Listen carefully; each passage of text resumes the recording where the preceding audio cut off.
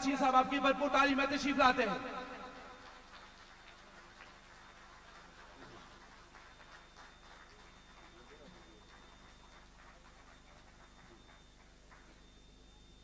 नहमदुहु व नसल्ली अला रसूलिल करीम अम्मा बाद फौज़ बिल्लाहि मिनश शैतानिर रजीम बिस्मिल्लाहिर रहमानिर रहीम हस्बुनल्लाहु व निअमल वकील निअमल मौला व निअमल नसीर। आज की हाजी मोहतरम हाजी गुलाम नबी साहब की स्वान उम्री खटन रास्तों के राही की तकरीब रुनमाई के मेहमान खसूसी मेरे लिए नहायत ही मोहतरम जनाब लॉर्ड नज़ीर अहमद साहब चीफ गेस्ट जो हैं इस तकरीब के, और हाजी मोहतरम हाजी गुलाम नबी साहब, साबिक मेंबर असम्बली जनाब चौधरी मोहम्मद आलम साहब, चौधरी अलादिता साहब, साबिक मेंबर ज़िला कौंसिल जनाब चौधरी मोहम्मद बशीर साहब, और मेरे साथी दोस्तों और इस तरफ बैठे हुए मेरे नहायत ही मोहतरम बुजुर्गों भाइयों, अस्सलाम वालेकुम। मैं समझता हूँ कि किताब के हवाले से अगर ये मुझे कल या परसों मिल जाती तो मैं पढ़कर इसके बारे में इज़हार ख्याल करता। इसी तरह आज से एक हफ्ता कबल कोटली के एक नौजवान शायर गज़नफ़र अहमद साहब जिन्होंने शेरों पर मुश्तमिल एक किताब जो है वो लिखी, तो उसकी तकरीब रुनमाई में मैं यहाँ चीफ गेस्ट था, तो वो भी एन यहाँ स्टेज पे बैठे हुए मुझे वो किताब मिली। उस हवाले से आज भी मैं समझता हूँ कि उसी तरह यहाँ ही बैठे मोहतरम लॉर्ड नज़ीर साहब ने ये दी, तो मैं ज़्यादा उस पर पढ़ तो नहीं उसको सका, लेकिन हाजी साहब ताकि मैं उस पर जो है वो इज़हार ख्याल करता। लेकिन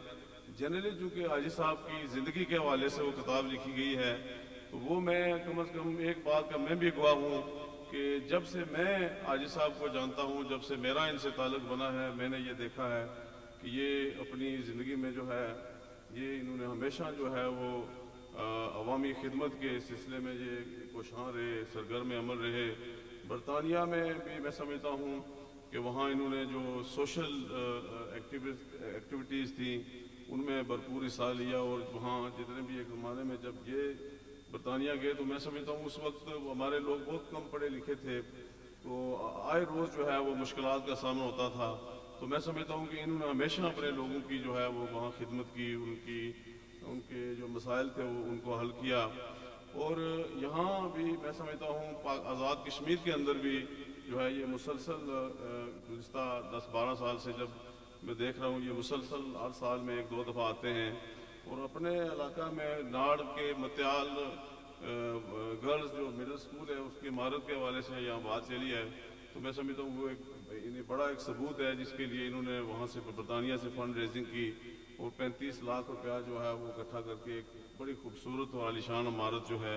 वो बनाई, जिसका इफ्तिताह इन्होंने सदर आज़ाद कश्मीर से कराया।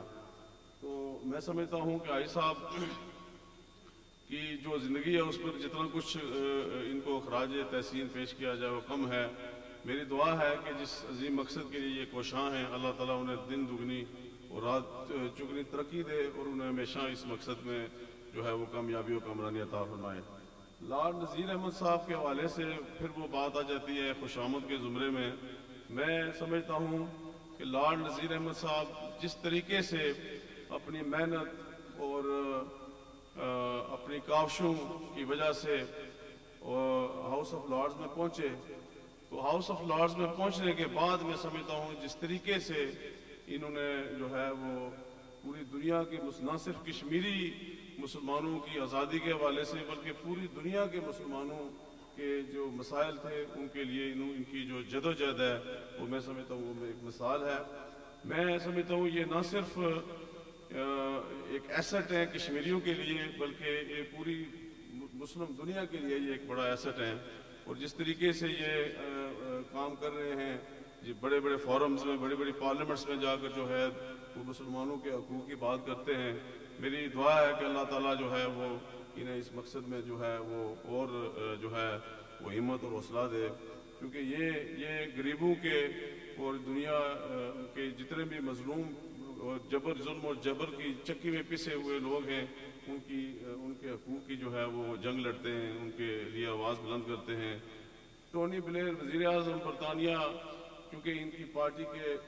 لیڈر ہیں اور برطانیہ کے وزیر اعظم ہیں، اور یقیناً انہی کی وجہ سے جو ہے یہ ہاؤس آف لارڈز میں پہنچے، لیکن انہوں نے کبھی بھی اصولوں پہ کبھی کمپرومائز نہ کیا، اور ٹونی بلیئر کی شخصیت پر بھی جو ہے، جہاں ان کا ضمیر جو ہے وہ سمجھتا تھا کہ یہ زیادتی ہو رہی ہے، یہ ہمیشہ انہوں نے اس کے خلاف بھی کھل کے بات کی۔ تو میں سمجھتا ہوں لارڈ نذیر احمد صاحب کو جتنا بھی خراج تحسین پیش کیا جائے وہ کم ہے، اور میری یہ اللہ تعالیٰ سے دعا ہے کہ ان کی جو یہ کاوشیں ہیں وہ رنگ لائیں، اور کشمیری عوام جو ہے وہ آزادی کی جو منزل ہے اسے حاصل کر سکیں۔ میں خود ایک بات کا اعتراف کیے بغیر نہیں رہ سکتا کہ میں خود بھی آج جس مقام پہ ہوں، پاکستان پیپلز پارٹی کا سیکرٹری جنرل بننے تک جو میں سمجھتا ہوں یہ سفر ہے، اس میں سچی بات ہے لارڈ نذیر احمد صاحب کا بڑا رول ہے۔ اس کی بے شمار میں جب یہ ہاؤس آف لارڈز میں پہنچے تو میں نے ایک دفعہ ان سے ریکویسٹ کی کہ میری یہ خواہش ہے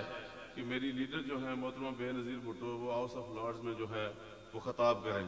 تو یقیناً یہ کام جو ہے یہ آپ ہی میرے لیے کر سکتے ہیں۔